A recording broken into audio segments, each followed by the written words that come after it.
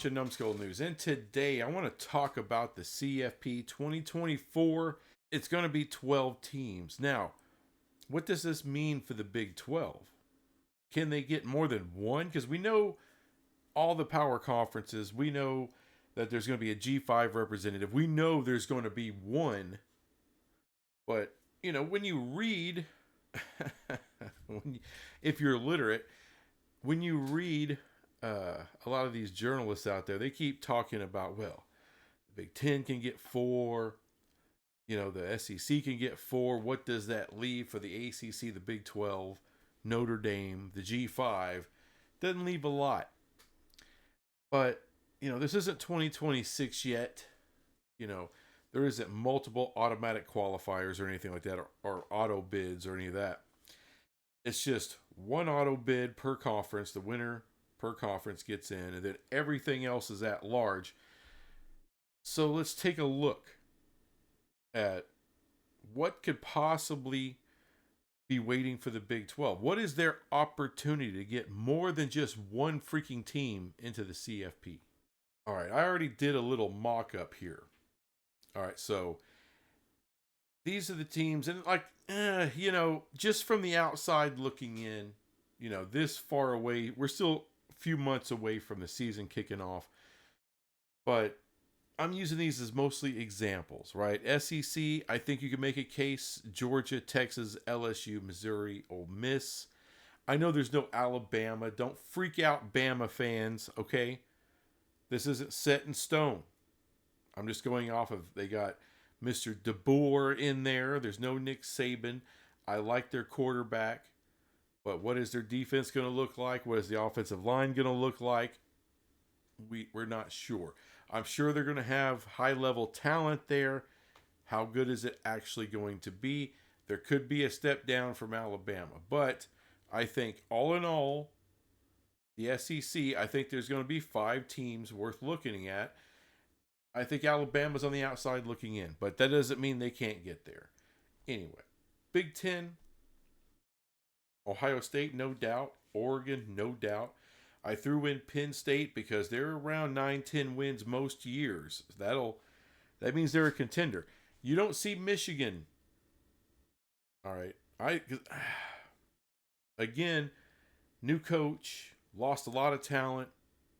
They lost Mr. McCarthy to the draft. So, new quarterback, new head coach. That's kind of rough. Right now, looking at the Big Ten, I'd say there's 3 teams that have a shot. A legit shot. Big 12, I just took the 4 that I think that have the biggest shot to get in or make the tournament or win the Big 12. That's Utah, Oklahoma State, Kansas, and Kansas State. There's other teams, of course, that have a shot. Tech, UCF, Arizona. But right now, it's those 4. ACC, I think, Louisville, Florida State. NC State is better than you think. They've been getting close to that contention. It wouldn't shock me at all if NC State ends up in the ACC title game. And, of course, there's Notre Dame. Notre Dame is Notre Dame. So let's start filling out these 12. All right, I just want to give a rough estimate of what it could look like and what the Big 12 could possibly look forward to. But keep in mind, Utah, Oklahoma State, Kansas, Kansas State, Arizona, I don't care, TCU, UCF, West Virginia, they got to bring it. All right, this 8-4 shit, they're not getting into the playoff at 8-4. More than likely, not even 9-3. So they got to bring it. But I just want to do this to see the opportunities there are for teams outside the SEC and the Big Ten. I'm going to start with Notre Dame. They got one hell of a squad. It'll be shocking if they have less than 10 wins. Anything that's 10 or more, they are going to be in the playoff. So that's a spot. And the next spot's going to be the G5 champ. I just put in Memphis. Look, there's other teams out there, of course, from other conferences as well. Plus, Tulane. Tulane could get in there. Liberty. So I'm just using Memphis as an example of a G5 that can get in. And there's going to be a G5 in this 12. So there's 2 spots gone, 10 more. Georgia, I think that's no doubt. They'll be in. They're just too good. Ohio State, if they're just halfway good, they're going to be in. Oregon is just fully loaded. They're ready to go. I believe they'll be in. But however, I did forget about the Big 12 and ACC champs. So let's go ahead and cover that. I'm using Florida State and Kansas as an example of a champ. I'm not saying they're automatically in. Okay. I'm just using that as an example. That's it. That's 7 schools.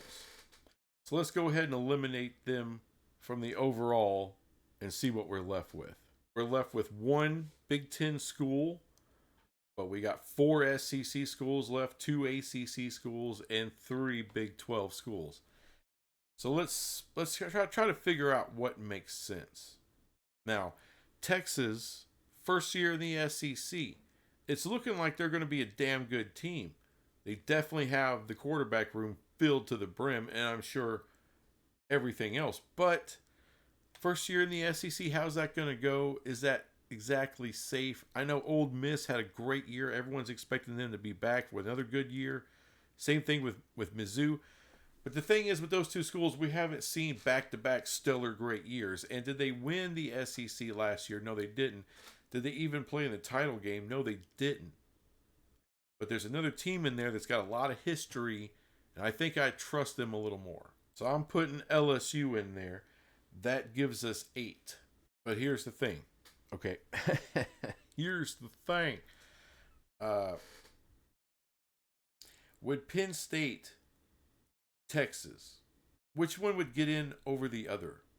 I think SEC will take precedence. So we have 3 spots left. So here's the question. Penn State, Missouri, Ole Miss. That's the 3, right? However, is there any hope for Louisville, Kansas State, NC State, Oklahoma State, or Utah? And I know everyone's got Utah. This is just an example. A Big 12 team, how's that? Now, you would really have to get into the schedules and all that to see what someone could or could not end up as. But right now, that is 3 SEC teams. That is 2 Big 10 teams. Penn State, I'm just looking at it like the voters would look at it. If Penn State is 10-2, they'll get in over Missouri and Ole Miss. If Missouri and Ole Miss are 10-win teams, and Penn State's a 10-win team. That's how that plays out. Penn State would get in above anybody else. So now that leaves 2 spots. And this is how it's going to work out.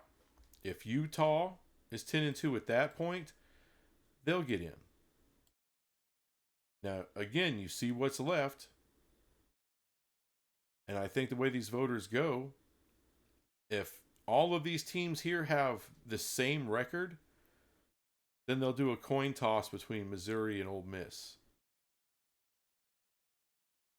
And that'll be your 12th team. And by the way, if Utah or Oklahoma State or Kansas State have off years, let's say they only get the 9 wins, but Louisville has 10. It'll be Louisville that gets 10. And it'll be the ACC that gets 2 teams. Now, if Ole Miss and Mizzou have disappointing years, they're 8, 9, 10 win, 8 or 9 win teams. As long as somebody has 1 win above them, they'll get in.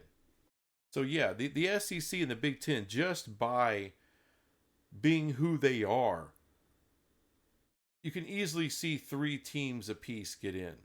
So at 3 teams apiece, that's 6 teams. If Notre Dame gets in, I think it's set up pretty nice for Notre Dame to get in.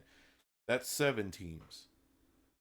Plus the Big 12 and the ACC each have a team to get in.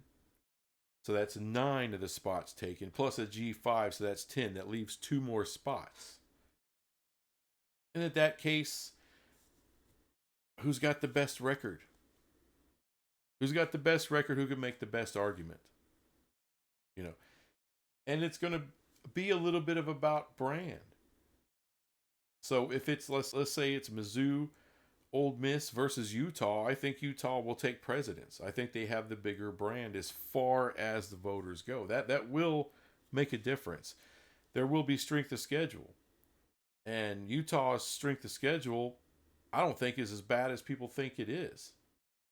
I think going to UCF at the end of the year is big time. I think week 4, Oklahoma State is huge. I think, and then right after that, you got Arizona. So they got some interesting teams they're playing there. And not all this crap's easy. Iowa State is for real. Just because you're an SEC school or a Big Ten school and you're not one of the upper echelon schools, that doesn't mean you're going to get that kind of treatment. There'll be arguments made for a Mizzou, for an Ole Miss to get in over a Utah or a Louisville or an NC State. But that may just end up falling flat. Keep in mind who's voting. A lot of times it's by reputation. That's how they're voting it. This is why if Alabama's anywhere in close to there, they're going to be automatically in. 9 wins, they're probably in. 8, probably not. So, yeah, essentially the SEC and the Big Ten elite first, and Notre Dame, and then there's all the automatics. But there's going to be 2 spots. There's going to be a remaining 2 spots, and it comes down to the big question is the Big 12 good enough? Do they have another team or 2 good enough to go after those spots? Do teams like Ole Miss, Mizzou, and even LSU or Alabama, or are they good enough to get enough wins? You have that's the only reason I used LSU. I have a little bit more faith they can get to at least 9 wins because they do it consistently. Mizzou, Ole Miss, it's not a consistent thing, at least not historically. Good programs, of course, but they're not, like I said, these aren't upper echelon teams.